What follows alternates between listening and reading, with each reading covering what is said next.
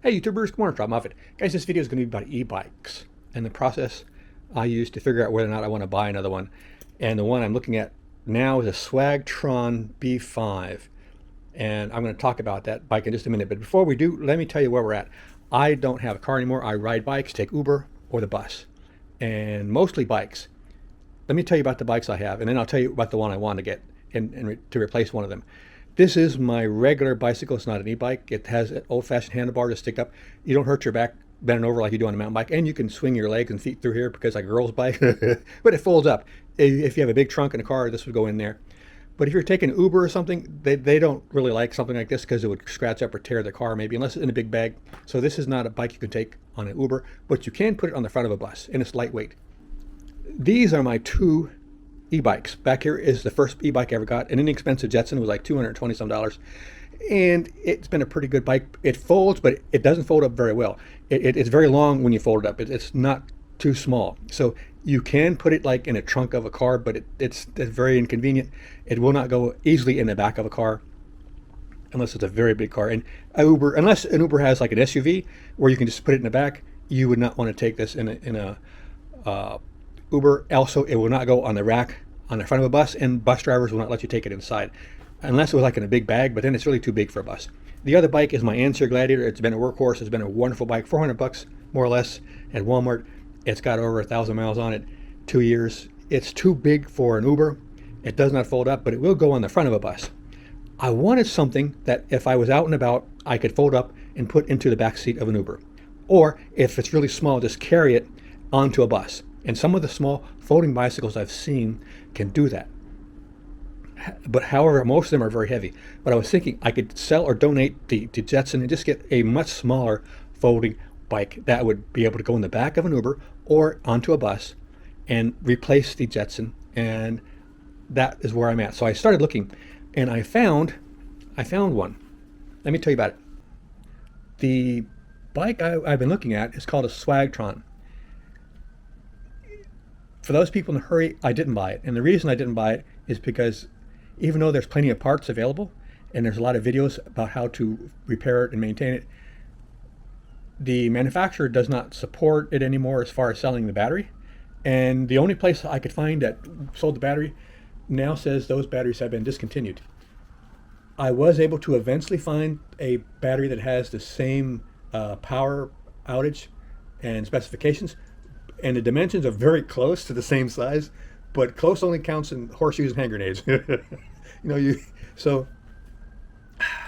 But it's still, I kept thinking about maybe I could work with it because I looked at all the things that the Swagtron has going for it, and it's a lot. It has an aluminum frame, so you don't get a lot of rust. It's very lightweight. It's like 37 pounds. Most of the other folding bicycles that are small enough that I could replace the Jetson with, they're 50 pounds or more.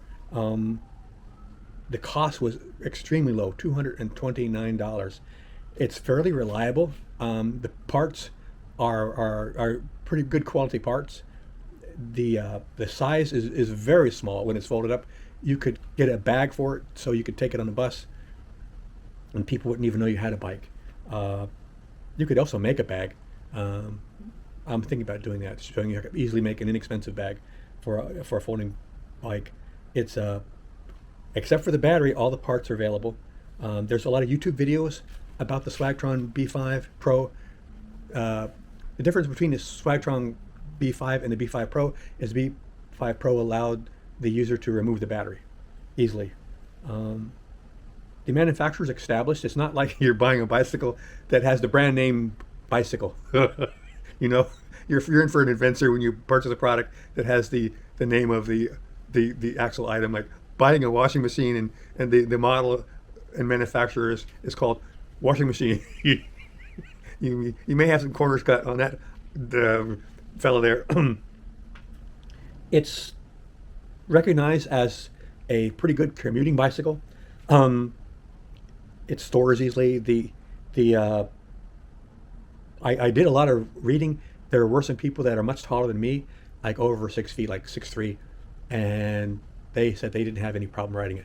I saw some people who were extremely hefty, very large framed people riding it. In fact, their video was focused on testing the Swagtron to see if it could handle very large people, and they were larger than the average bear, and they went fine. So I shouldn't have a problem with the weight.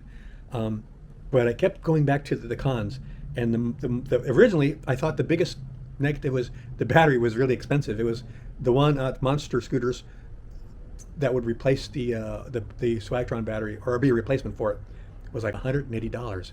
Of course, now I found out that battery was discontinued, so they don't have a battery. And like I said, I did find one that had similar specifications, but it looks like it's going to be a little bit smaller, which is good, than the other battery. But you would have to do some improvisation, probably, with like $57. But unless you know what you're doing, another thing about the Swagtron, it has a full power throttle. Some people said when the power is fully charged, it has a lot of thrust. The wheels are small, so it wants to go from the get-go. So I saw one person reviewing the Swagtron EB5 Pro, and he was on it and talking, and he just touched the pedal, and it drove him into the bushes in his review of the bicycle. So he mentioned that he was glad it drove him into a bush and not into a bus. So I would not recommend the Swagtron for a new e-bike rider. Also, some people said when it goes over a bump, it shuts off, and then you have to unfold it and remove the battery and fold it back like a computer. You turn off and turn on again. The comment section, someone mentioned they repaired theirs by adding a little piece of plastic, so it took up a space like a shim, and it made the battery tighter, so there wasn't any movement. The battery compartment doesn't lock, but you could get like a lock and a half from Home Depot and some JB Weld and just attach something like that. That shouldn't be a problem. The wheels are only 14 inches, so if you're not used to that, that can be a pretty squirrely ride for you. It's like, especially if you start going fast. The bike only does 13.5 miles, and that's plenty fast for commuter. It doesn't have any lights, doesn't have any fenders.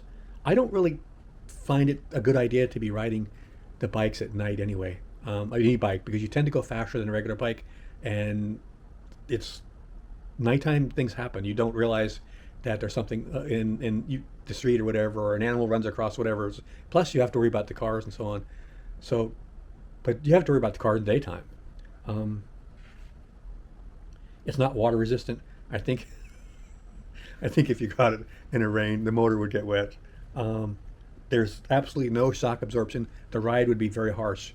So if it only goes like 10 or 15 mile range, you're going to be glad. Even though people who were large, high, had tall people, even though there was tall people, I'll learn English one day. Even though there were tall people that purchased these and said they didn't have any problem, I still think you kind of look like Clown City riding these. But it's the only folding bicycle that folds to that size that is that lightweight. All the other bicycles were heavy.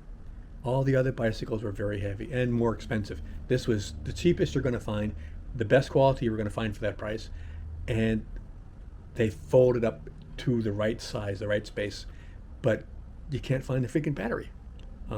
Basically, you would have to buy another bike to get a battery, because the battery price is close to what the bicycle is being sold for right now. The only alternative I found is that there are places now that focus on repairing e-bikes and repairing the batteries. I did a search and I found there's a company just like 10 minutes away that focuses on fixing e-bikes and e-bike batteries. So if you did buy an e-bike that did not have support from the manufacturer, you want to look around and see if in your neighborhood there's somebody that works on e-bikes that will warranty their work and fix your batteries if they go bad, if the battery is not available. And like I said, I did find a battery that was very close to the identical size with the identical electrical specifications, but it wasn't the same battery. So anytime you go to buy an e-bike, one of the first things you should do is to check out the customer support, the availability of all of the parts that would be most likely to fail, the throttle, the controller, the battery, the display module, even the tires and the motor, especially on these more expensive ones. But if you're just spending $229, it's probably not that important. Also, see if there's a lot of videos of people repairing and making modifications. That could be a very helpful. They would have gone through the process of finding what are the best baskets and accessories and so on. So even though on paper it's the ideal e-bike, because it doesn't have the battery and nobody has called me back from or emailed me back from the manufacturer. In fact, I didn't even hear back from the company that refurbishes the batteries. So that's not a good sign. So I really want that bike so I could put it in an Uber, and or if I'm out and about, if something happens to the bike, I could call an Uber and it could take me home. But the other bikes I have, that wouldn't work out, unless it was a very large SUV. So if you're thinking about getting an e-bike, these are some of the things to think about. And before you bite the bullet, spend a lot of time on the bulletin, the comment sections of the videos to see what people have done with the bike you're wanting to purchase, and what problems they've had and so on, and what parts are available. Guys, thank you for watching. If you're still watching, I really appreciate it. I don't tell you guys thank you often enough. I thank you so much for watching Rob's Homemade Life. Take care, and see you out there.